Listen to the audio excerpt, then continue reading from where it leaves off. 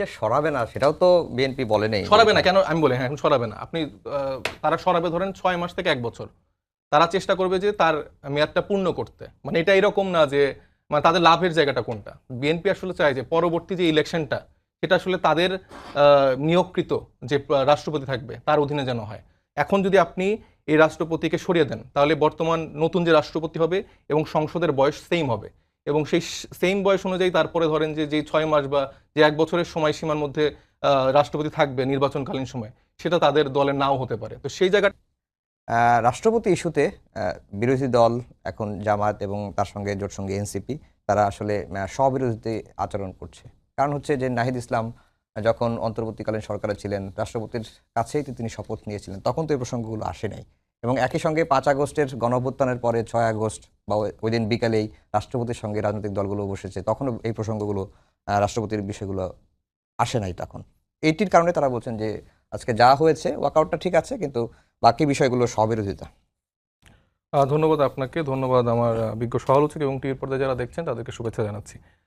দেখুন, ভাই যে কথাগুলো বললেন সেটার ব্যাখ্যাটা আমি যদি এভাবে বলি যে 5 তারিখে যখন ছাত্র জনতার গণঅভ্যুত্থানের মাধ্যমে শেখ হাসিনা পালিয়ে যায়, সেই সময়টা তো একটা সাংবিধানিক শূন্যতার জায়গা তৈরি হয় এবং কোনো নিয়মকানুনের বলয়ে আমার মনে হয় না কোনো সংবিধান বিশেষজ্ঞ সেক্ষেত্রে ফেলতে পারবে।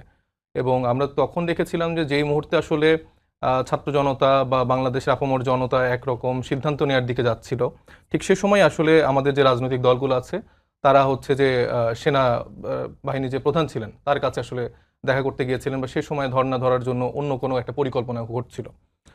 তো সেই মুহূর্তে কিন্তু সেটাকে মিটিগেট করার জন্য আমরা কিন্তু সেই সময়ও চেষ্টা করেছি দেশে যেন আর কোনো রকম খুনাখুনি আর কোনো রক্তপাত না হয়, সেজন্য একটা স্থিতিশীল পরিবেশের জন্য সবগুলো রাজনৈতিক দলকে সমন্বয় করে আমরা চেষ্টা করেছি একটা জাতীয় সরকারের দিকে যাওয়া যায় কিনা। তারপর আমরা দেখেছি বিএনপির সেক্ষেত্রে বাধা, এবং আমরা তো সে সময় আসলে সংবিধান ছুঁড়ে ফেলে সামনের দিকগুলো এগোতে চেয়েছি, কিন্তু সেক্ষেত্রে আমরা দেখেছি তারেক রহমান সাহেব থেকে বিএনপির যারা দায়িত্বশীল নেতারা ছিলেন বা অন্যান্য যারা স্টেক হোল্ডাররা ছিলেন তারা আসলে বারবার সংবিধানের দোহাই দিয়েছেন এবং সংবিধানকে সামনে রেখে তারা হচ্ছে যে তখন চুপ্পুর ব্যাপারটাকে তারা কিন্তু সরাতে দেয়নি। এবং এক্ষেত্রে আমি খুব দায়িত্ব নিয়ে বলছি যে বিএনপির থেকেই প্রথম থেকেই শুরু থেকেই চুপ্পুকে সরাতে দেওয়া হয়নি এবং তারা যখন ওত নেয় সেটাও আসলে তাদের প্রেসক্রিপশনেই করতে হয়েছে। এখন ধরেন ডে ওয়ানে যদি আমরা তো জানি যে এই বিএনপি, এই বাংলাদেশ জামাত ইসলামী এবং যারা যারা আছেন তারা আমাদের বন্ধু এবং আমরা রাজপথে একসাথে লড়াই করেছি। এখন এরকম ক্রাইসিস মোমেন্টে তাদের সাথে কি একটা বিরোধী অবস্থান কতটুকু নেওয়া যায়, যেক্ষেত্রে প্রথমে একটা অবস্থান আমরা নিলাম যখন সেনাবাহিনীর প্রধানের সাথে তারা দেখা করতে গেল, সেখানে কিন্তু আমরা একটা অবস্থান নিয়ে সেই প্রেক্ষাপটটা আমরা পরিবর্তন করেছি। কিন্তু তারপরে প্রত্যেকটা পদক্ষেপে তারা ধরেন যারা মুরব্বীরা আছেন তাদের তো রাজনৈতিক প্রজ্ঞা জ্ঞান আমাদের থেকে অনেক বেশি, তারা যখন বারবার একদিকে আমাদেরকে গাইড করার চেষ্টা করে সেক্ষেত্রে আমরা কতটা বিরোধিতার জায়গা যেতে পারবো। যদি বিরোধিতা আমরা অবস্থান নিয়ে ফেলতাম সেখানে তো আরেকটা রক্তপাতের দিকে চলে যেত, তখন অভ্যন্তরীণ বিপ্লব প্রতি বিপ্লব এই সিচুয়েশনগুলো তৈরি হতো। তো সেটা ফলো করে আমরা চেষ্টা করেছি যে আচ্ছা ঠিক আছে, সেই ক্ষেত্রে তখন আমরা শপথের ক্ষেত্রে আমাদের ছাত্র তরুণ বা আমাদের যে উপদেষ্টা মণ্ডলী ছিল তারা তখন ওত নিয়েছে, কিন্তু সেক্ষেত্রেও কিন্তু বলা হয়েছিল যে এই উপদেষ্টা মণ্ডলী গঠন করার পরেই তারা হচ্ছে যে মানে সংস্কার করে এই যে রাষ্ট্রপতি আছে তাকে আসলে সরিয়ে দেওয়া হবে। তখন একটা সাংবিধানিক শূন্যতার কথা বারবার বলা হয়েছে, কিন্তু এখন কি চাইলে সরানো যেত না? এখন তো সেই সাংবিধানিক শূন্যতার সুযোগটা নেই। এখন যে সরাবে না সেটাও তো বিএনপি বলে নেই। সরাবে না কেন আমি বলি, হ্যাঁ এখন সরাবে না। আপনি তারা সরাবে ধরেন 6 মাস থেকে 1 বছর।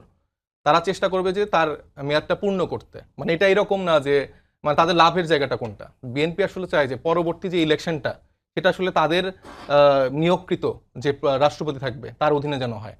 এখন যদি আপনি এই রাষ্ট্রপতিকে সরিয়ে দেন তাহলে বর্তমান নতুন যে রাষ্ট্রপতি হবে এবং সংসদের বয়স সেম হবে এবং সেই সেম বয়স অনুযায়ী তারপরে ধরেন যে যেই 6 মাস বা যে 1 বছরের সময়সীমার মধ্যে রাষ্ট্রপতি থাকবে নির্বাচনকালীন সময় সেটা তাদের দলের নাও হতে পারে। তো সেই জায়গাটা তাদের একটা পলিসির জায়গা এবং তারা যে এত সংবিধান দেখাচ্ছে মূলত সে ঘুরে ফিরে সেই ফ্যাসিজমকে ফিরিয়ে আনার যে নতুন বন্দোবস্ত সেটার বার্তাই হচ্ছে যে বিএনপি আমাদেরকে দিয়ে দিয়েছে অলরেডি। এবং আজকে তো আমরা সংসদ অধিবেশনে দেখলামই যে তারেক রহমান সাহেব, মানে আমি জানি না মির্জা ফখরুল ইসলাম আলমগীর কখনো মানে নিজের দলীয় প্রধানের বক্তব্য শুনেও এরকম টেবিল চাপড়েছে কিনা, এত আনন্দিত হয়েছে কিনা যখন তিনি চুপ্পু সাহেবের বক্তব্য শুনছিল। আবার তারেক রহমানকে দেখছিলাম যে খুব হাস্যোজ্জ্বল ভাবে সেটা এনজয় করছে।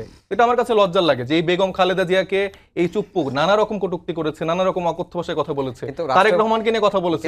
তারা এখন কি বলেছে?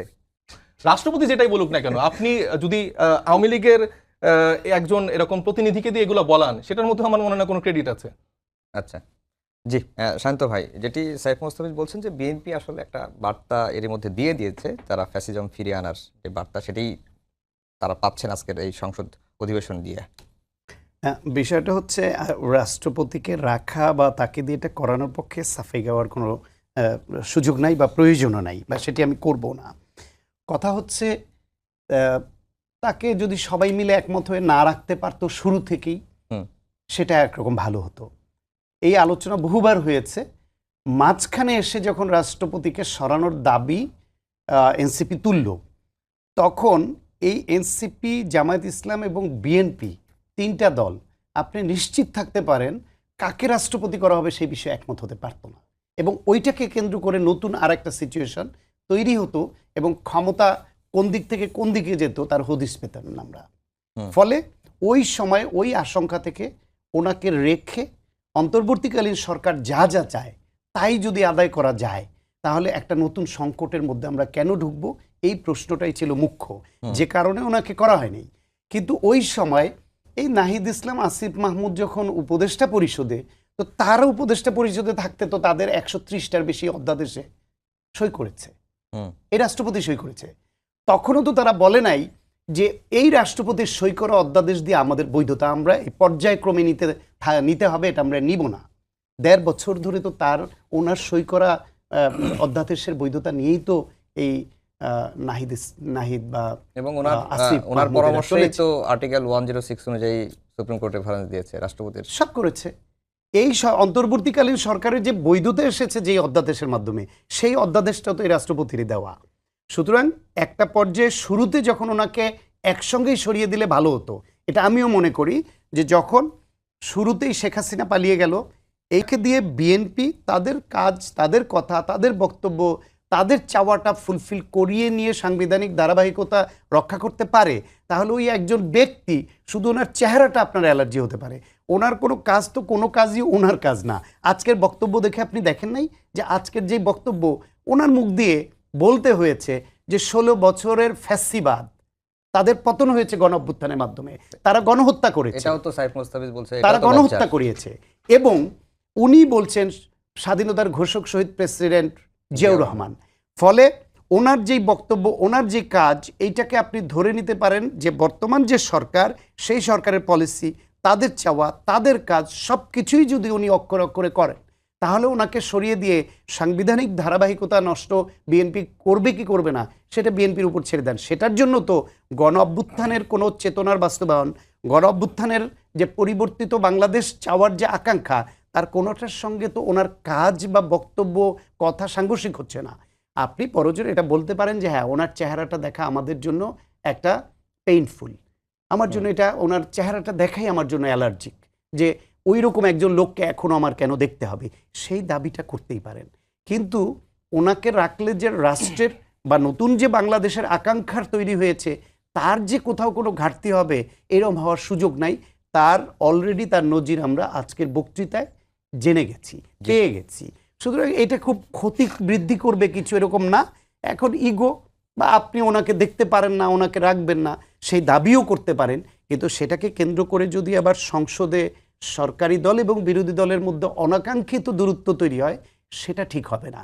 বরং আমরা ফোকাসড দেখতে চাই যে পরিবর্তনের আকাঙ্ক্ষাগুলা তৈরি হয়েছে, বাংলাদেশ গণতান্ত্রিক পদ্ধতিতে চলবে, এখানে আর কোনো ক্রসফায়ার হবে না, এইখানে আর কেউ গুম হবে না, এইখানে মানুষের ভোটের অধিকার হরণ হবে না, মানুষের বাক স্বাধীনতা হরণ হবে না। এই জিনিসগুলো কিভাবে সরকারি দল এবং বিরোধী দল মিলে রিস্টোর করবে এবং আমাদের সেই অ্যাসুরেন্সটা দিবে, আমরা ওটা দেখতে চাই। জি, সাইফ মোস্তাফিজ, যেটি শুরুর দিকে শান্ত ভাই বলছিলেন যে অন্তর্বর্তীকালীন সরকারের সময় 133টার মতো অধ্যাদেশ জারি হয়েছে এবং সবগুলোই জুলাই জাতীয় সনদ থেকে শুরু করে সবগুলোই রাষ্ট্রপতি মোহাম্মদ শাহাবুদ্দিনের সিগনেচারে হয়েছে, তখন কেন এটি করা হলো, আর এখন কেন তার ভাষণ শুনতে এত মানে ওয়ার্কআউট করতে হলো, এটি একটি দিক। আর রাষ্ট্রের এবং গণতন্ত্রের উত্তরণের জন্যই তাকে রাখাটা আসলে অত্যাবশ্যকীয় ছিল। বিএনপির যে রাজনৈতিক দৈন্যতা এবং দুর্দশা, সেটা আমি আমার সমালোচকের কথা শুনেই আর কি উপলব্ধি আপনারা করতে পারবেন। কারণ তাদের মানে একটা অর্জন হচ্ছে যে চুপ্পুকে দিয়ে এই কথাগুলো বলানো। এটা খুবই মানে তারা যে এই 17 বছর ধরে একটা আন্দোলন বা সেগুলো যে সফলতার মুখ দেখতে পায়নি, এটা শুনলে আসলে বোঝা যায়। কারণ ক্যালকুলেটিভ ওয়েতে রাজনীতির জায়গা থেকে এরকম শত্রুকে ঘরে বসিয়ে যদি সে মনে করে থাকে ওফ আমার যুদ্ধ জয় হয়ে গেল, চুপ্পুকে দিয়ে আমি কথাগুলো বলালাম, এর থেকে দুঃখজনক আর কিছু হয় না। এবং চুপ্পু যে ইন্টারিম গভর্নমেন্টের সময় কতটা দুঃখ দুর্দশায় ছিলেন, এই আমাদের একটা কালের কণ্ঠ পত্রিকায় আমরা তাদের একটা ইন্টারভিউ দেখলাম যে মানে এখন কাইন্ড অফ তিনি মুক্তি পেয়েছেন, মানে তারেক রহমান সাহেব তাকে সেই মুক্তিটা দিয়েছে এবং মুক্তি পেয়েই সে তার দুঃখ দুর্দশা বললেন যে আমি অমুক জায়গায় যেতে পারিনি, তমুক জায়গায় যেতে পারিনি, আমাকে একদম গৃহবন্দী করে রাখা হয়েছিল। এখন যেটা বললাম যে সালাউদ্দিন সাহেব থেকে শুরু করে তারেক রহমান সাহেব যারা হচ্ছে যে অনেক বেশি সংবিধান মানে কে ভালোবাসেন, মানে আমি যতটুকু জানি যে আমাদের আপসীন নেত্রী বেগম খালেদা জিয়া নিজেও বলেছিলেন যে এই সংবিধানকে আসলে ছুঁড়ে ফেলতে হবে। তো আমার মনে হয় না যে বিএনপি সেই আইডিওলজিতে বিলিভ করে। সো নতুন ধারার যে বিএনপি রাজনীতি যারা আসলে এই মুজিববাদী সংবিধানকে আঁকড়ে ধরে সামনের দিকে আগাচ্ছে, তো সেই জায়গায় সালাউদ্দিন সাহেবের চুপ্পুকে তো লাগতোই এবং তাকে যেন না সরানো হয়, না ফেলানো হয়, সেই জন্য তারা এই ইন্টারিম গভর্নমেন্টের সময় সর্বোচ্চ চেষ্টা করেছে। এবং তারাও তো একটা অসহায়ের মতো অবস্থায় আছে যে তারা আসলে কোন দিকে যাবে, তারা কি বিএনপির সাথে এখানে ইন্টারনালি ফাইট করতে থাকবে নাকি সংস্কারগুলো কাজ করবে। মানে তারা তো সারাদিন দিনরাত গালিগালাজ করছে যে এই সরকার কি করছে, এটা করছে, ওটা করছে। তো তাদের এরকম একটা সিচুয়েশন ছিল যে তারা চুপ্পুকে মানে আমরাও মানে আজকে আমি খুবই অবাক, মানে আমি আজকে মনে হচ্ছিল যে মানে কি ব্যাপার যে আওয়ামী লীগের লোকজন কি আবার সব মানে দেশে চলে আসলো নাকি, বা তারা হঠাৎ করে ফেসবুকে এত সরগরম, মানে চুপ্পুকে অপমান করা হচ্ছে কিন্তু মানে রেগে যাচ্ছে বিএনপি সব আমার পরিচিত ভাই বোনরা।